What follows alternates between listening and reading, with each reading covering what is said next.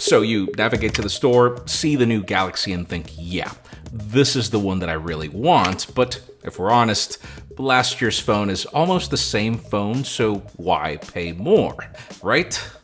Well, this is one of those rare cases where it's not that simple. Right now, if you want to buy last year's Galaxy Note20 Ultra, the price has actually dropped to match the Galaxy S21 Ultra. I know, it makes no common sense, but it's been the usual trend where the Note has always been more expensive than the S because of the added features. I've even read a few of your comments in my review stating that the new Ultra wasn't worthy an upgrade when compared to last year's Note. A statement that I've historically agreed on for the past 5 years, given how much Samsung blurred the lines between both lineups. So instead of going back to its roots, what happens when Samsung decides to blend them even more than before, but this time without the price gap? I'm Jaime Rivera with Pocket Now, and this is Galaxy S21 Ultra versus Galaxy Note 20 Ultra.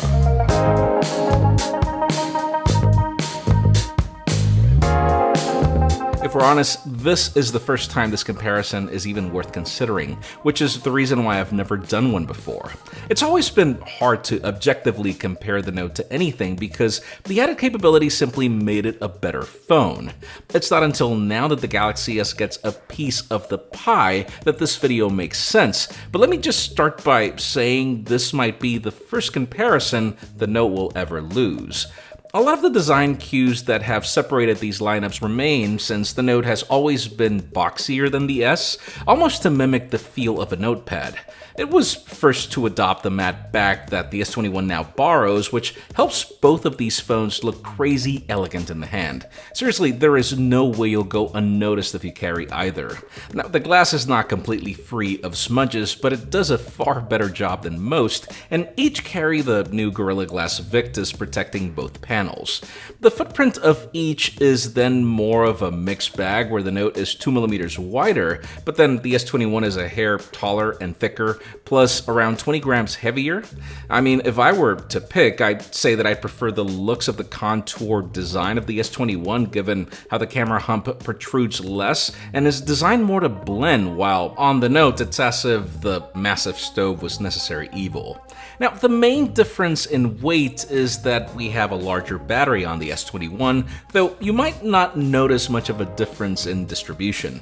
That said, the S21 has the newer processor with more of a modern architecture, though other essentials like RAM and the starting storage are relatively the same, but then the Note swings back with an option to expand it.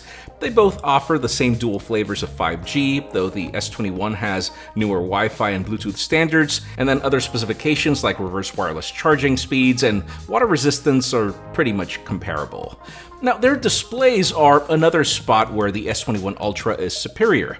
Technically, they both share the same dynamic AMOLED 2X technology at the same Quad HD Plus resolution and variable refresh rate up to 120Hz, but then the S21 Ultra can handle those peak speeds at a maximum resolution. It also offers a slightly brighter panel that's less curved if you look from the sides, but then the Note has a tiny bit less bezels, allowing almost 92% screen-to-body ratio versus 90. I know, not much of a difference, which is the same way that I feel about speaker performance. At detail and also in avoiding screen glare and ghosting. If content consumption is your thing, both phones do just as well. And also in avoiding screen glare and ghosting. And third, now, this is about that moment where I will tell you that the reason why the Note wins is because of the Wacom digitizer, but nope. Even here, Samsung has finally helped the S21 own its Ultra title. Point is, if you ever wanted a more modern Galaxy Note earlier in the year to take advantage of the latest Qualcomm chip, the S21 Ultra is your phone. Just keep in mind that as opposed to the Note, the S Pen on the S21 is actually optional. Now, no worries, pretty much any old S Pen or some third-party accessories will work just fine. My only advice is that you do not buy Samsung's silicone case with S Pen. It is too expensive, the quality is just not worth the money, and this particular pen, which has the taller form factor, is sold separately. Spigen's new Liquid Air Pen Edition is a third of the cost of Samsung's case, is made of far better materials, fits the phone better, and even if you add the cost of the S Pen, you're still saving money. The software is also not that much different. Unless you care about Bluetooth air gestures or remote shutter on the S Pen, which I don't, having the S21 Ultra is exactly the same as if you had the Note 20 Ultra. Same air command when the phone senses proximity of the S Pen, same Smart Select, screen write, and other tricks exclusive to the S Pen, same screen off memos, and my favorite reason, which is the integration of the Microsoft Office suite. To simply be able to highlight and doodle on OneNote is enough for me to even care about the S Pen every single day. And everything else, the experience is pretty much the same. Yes, I did see the announcement of One UI 3.1 for last year's phones, and I did wait a little bit before doing this video, but it's only helping me prove a point. Unless you pick the latest phone, waiting longer for updates is kind of a normal thing in the Samsung world. Regardless, version 3.1 has probably been my favorite ever, given the blend of Samsung and Google services.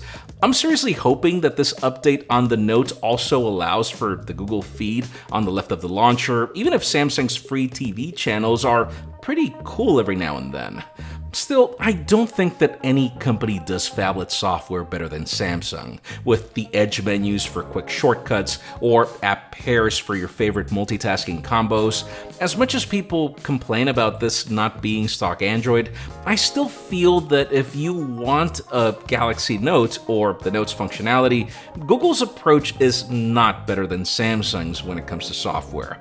And guys, having both devices set to 120Hz makes the UI feel faster and more fluid, and even with heavy use on Verizon's 5G network, I'd say you'll end the day just fine on both, and still have enough power to spare. I can't say that the S21 Ultra has dramatically better battery life, but it does last a bit longer, and this is even with the screen set to maximum resolution and also maximum refresh rate. So far, the Galaxy S21 Ultra has won almost everything, and really the last thing to compare is the cameras, and I'm gonna just make it easy for you. Yes, the S has the newer primary sensor, the new dual ISP on the chip, a better selfie camera, and more additional cameras which allow for a smarter dual approach to the telephoto. It definitely is a better camera phone in numbers and specifications, but I think the results should do the talking. During the day, about the only difference you'll see is that the S21 Ultra is slightly warmer, but the difference is so negligible you really have to nitpick even up to the ultra-wide. I seriously see very little differences unless you go to close-ups where the crispy bokeh is shared, but the S21 Ultra has a faster shutter for things like moving flowers. Now switch to telephotos and I'll drift more to the S21. I find 3x optical more useful for street photography than 5x on the Note, and I also feel that the software and the new ISP on the chip allow for things that just obliterate the Note, like in trying to take photos of the moon, for example. Even if 100x on it is useless as much as 50x is on the Note 20 Ultra. And since we already started talking, at night results are nearly the same as well, though the opposite story happens in white balance, with the S21 being cooler than the Note 20, even if I wouldn't recommend either for anything other than photos taken from the primary. Yes, there is night mode for the rest of the sensors, but only the ultra-wide is optical while the telephotos are just doing a digital crop, so yeah, not worth it. In standard portraits, you will have a hard time telling either apart, but once you jump into selfies, I'll give it to the S21 Ultra. I notice far more detail in skin tones, even if dynamic range and separation of subjects on both is pretty awesome. When comparing 4K video, the results are nearly identical depending on how much of a critical eye you have. I'm the guy that will notice that there is less moire coming from the S21 in tougher situations, but everything else from stabilization to the minor grain and shadows is the same. Even if you were to switch to selfie video, you might think that the results are exactly identical, but I'm also the guy that notices a slightly better depth of field coming from the S21 Ultra. To conclude, I think the day has finally come. This is the first time that the Samsung Galaxy Note loses a comparison. If anyone had any doubts that Samsung is planning to either kill the Galaxy Note lineup or evolve it into a different form factor, the strategy behind the S21 Ultra is proof. I think I don't need to even state the obvious. The S21 Ultra has a more refined design, better internals, newer software, a better camera system, and the S Pen is optional in case you don't care about it.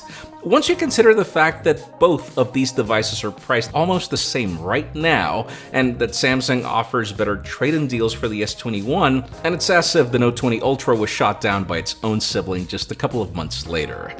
Unless you're nostalgic and want to grab what could probably be the last Galaxy Note, there is simply no reason to consider it over the Galaxy S21 Ultra. For the last 5 years, I've been the guy that reviews the new S and then goes back to the Note. But in 2021, the only device that would pull me away from the S21 Ultra is a foldable Galaxy Note. So, dear Samsung, it's about time that the Note returned to its vanguard status. Let us know which device you would pick in the comments down below, and while you're at it, follow us on social media and subscribe to our channel for more videos like this one. You can also follow me on my personal handles to see me say goodbye to the Galaxy Note for the first time ever, at least temporarily. Please give this video a thumbs up if you like what you saw. I'm Jaime Rivera, thanks so much for watching. We'll see you on the next one.